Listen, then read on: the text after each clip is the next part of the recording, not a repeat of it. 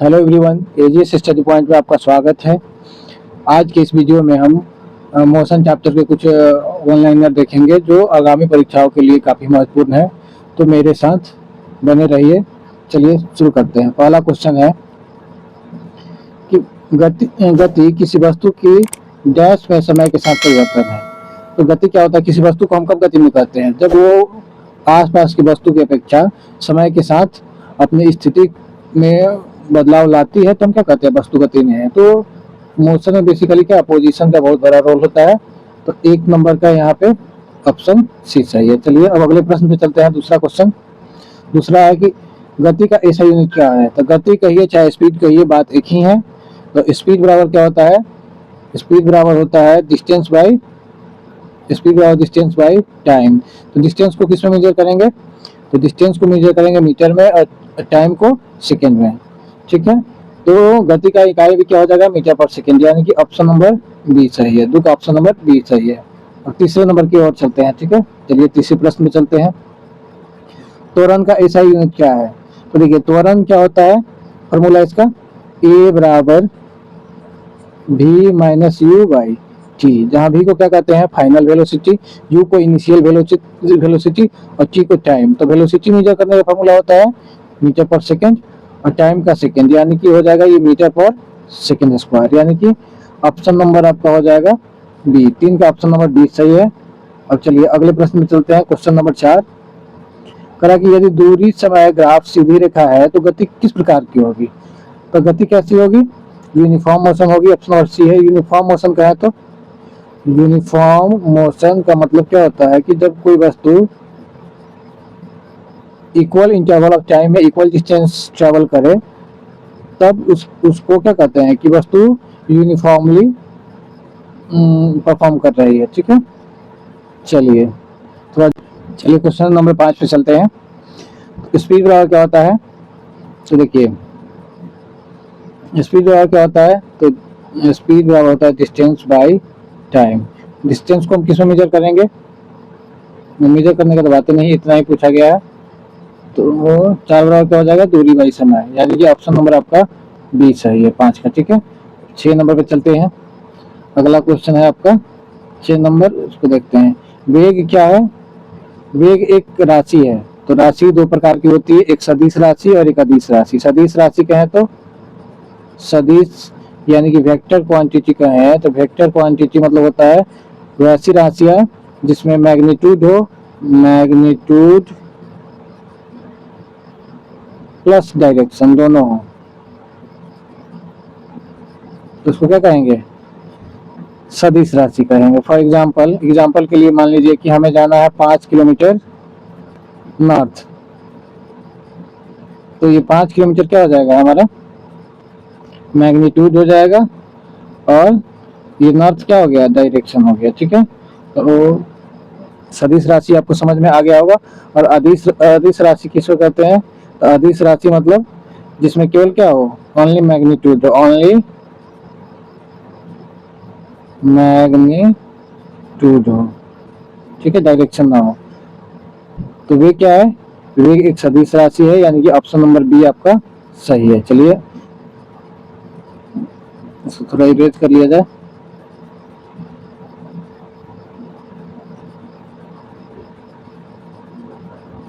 अब अगले प्रश्न पे चलते हैं। क्वेश्चन नंबर 7 गति एक राशि है। तो गति क्या?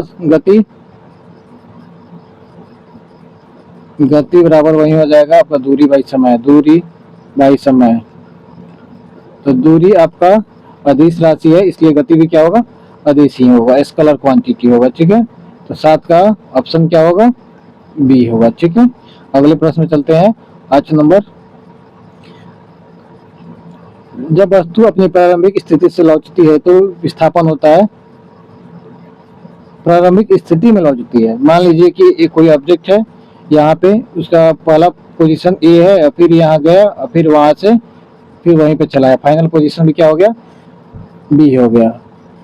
ठीक है, तो जब इनिशियल पोजीशन ए वही है और फाइनल पोजीशन बी वही है, तो इस कंडीशन में हम मानते हैं कि बस फिजिक्स में कोई काम नहीं हुआ, यानी कि विस्थापन कितना हो जाएगा? विस्थापन हो जाएगा 0। तो 8 नंबर क्वेश्चन का ऑप्शन क्या होगा आपका? सी। अगले प्रश्न पे आगे बढ़ते हैं। 9 नंबर क्वेश्चन देखते हैं। 9 नंबर है कि वेग समय ग्राफ के नीचे का क्षेत्रफल क्या दर्शाता है? तो वेग समय ग्राफ के नीचे का क्षेत्रफल क्या डिस्टेंस को इंडिकेट करता है, यानी कि 9 का ऑप्शन नंबर बी सही है। 10 में बढ़ते हैं। एक्सीलरेशन। एक्सीलरेशन क्या होता है? चलिए समझते हैं। एक्सीलरेशन जब कोई वस्तु किसी निश्चित दिशा में वेग में परिवर्तन करती है तो वहाँ पे एक्सीलरेशन उत्पन्न होता है। मतलब कि एक्सीलरेट का जनरली मतलब होता है इंक्रीज करना। जब वस्तु चल रही है तो उसके स्पीड में जो 2-4 सेकंड में वृद्धि हुआ उसी को क्या कहते हैं? एक्सीलरेशन कहते हैं। ठीक है, तो ऑप्शन नंबर आपका यहाँ पे सी सही है। Change in velocity with respect to time. चलिए आगे बढ़ते हैं। एक्सीलरेशन 2 तरह का होता है। ठीक है, 11 नंबर क्वेश्चन देखिए। एक्सीलरेशन 2 तरह का, एक पॉजिटिव एक्सीलरेशन होता है और एक होता है नेगेटिव एक्सीलरेशन। पॉजिटिव एक्सीलरेशन कब होगा? जब वस्तु का स्पीड बढ़ रहा होता है। और नेगेटिव एक्सीलरेशन कब प्राप्त होता है? जब वस्तु का स्पीड घट रहा होता है। तो नेगेटिव एक्सीलरेशन को हम रिटार्डेशन भी कहते हैं। क्या कहते हैं? रिटार्डेशन कहते हैं। हिंदी में क्या कहते हैं? मंदन कहते हैं। यानी कि ऑप्शन नंबर आपका 11 का ए होगा। ठीक है,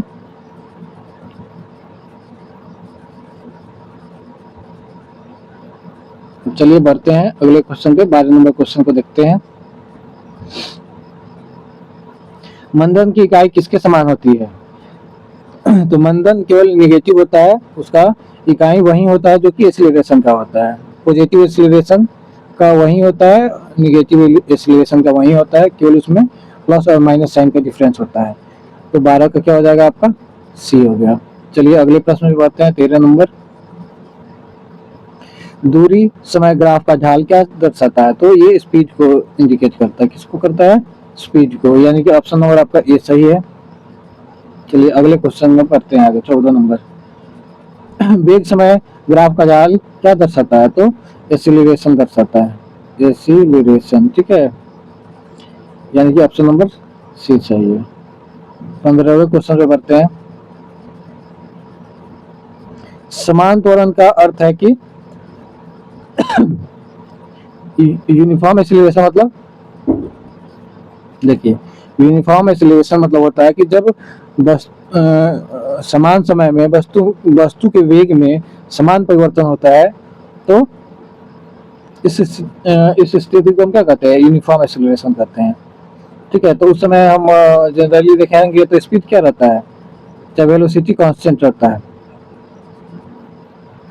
वेलोसिटी कांस्टेंट रहता है। ठीक है, 15 का ऑप्शन नंबर कौन सा सही है? तो 15 का सी हो गया। अगला क्वेश्चन 16 नंबर देखिए। विस्थापन जो होता है, विस्थापन कभी भी ज्यादा नहीं हो सकता किससे? तो डिस्टेंस से। ऑप्शन नंबर ए, डिस्टेंस से विस्थापन कभी ज्यादा नहीं हो सकता, मतलब दूरी से विस्थापन अधिक कभी नहीं हो सकता। 17वां क्वेश्चन देखते हैं कि यदि वस्तु की गति स्थिर है तो त्वरण क्या होगा? तो त्वरण क्या होगा? 0 होगा। कैसे होगा देखिए, थोड़ा समझ लेते हैं। वस्तु जब स्थिर है तो उसका इनिशियल वेलोसिटी भी 0 होगा और फाइनल वेलोसिटी भी 0 ही होगा। चाहे 2 सेकंड पे देखिए, 4 सेकंड पे देखिए, तो ए बराबर v minus u by t होता है।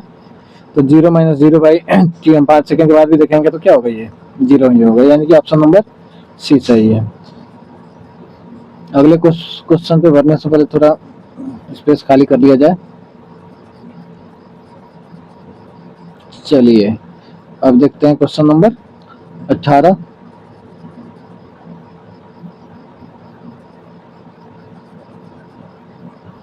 मुक्त रूप से गिरती वस्तु के लिए त्वरण क्या होगा? मुक्त रूप से वस्तु जब गिर रही होगी तो जी का वैल्यू कितना होता है? 9.8 है ना, डाउनवर्ड्स होगा, मतलब नीचे की तरफ होगा। ठीक है, तो इसमें आपका ऑप्शन कौन सा सही है? बी नंबर सही है। चलिए 19 नंबर देखते हैं। पंखे की ब्लेड की गति क्या होती है? तो सर्कुलर मोशन होती है, वृत्तीय गति। जब कोई वस्तु सर्कल के पाथ पे सर्कुलेट करे तो उसके मोशन को क्या कहते हैं? सर्कुलर मोशन कहते हैं। ठीक है, यानी कि 19 का भी ऑप्शन नंबर बी सही है। चलिए 20 नंबर देखते हैं। पृथ्वी के चारों ओर सूरज के चारों ओर पृथ्वी की गति को क्या कहते हैं? तो यूनिफॉर्म सर्कुलर मोशन है ना। यूनिफॉर्म सर्कुलर मोशन क्या है? तो जब कोई ऑब्जेक्ट सर्कुलर पाथ पे ट्रेवल करे, वो भी क्या इक्वल डिस्टेंस ट्रेवल करे इन इक्वल इंटरवल ऑफ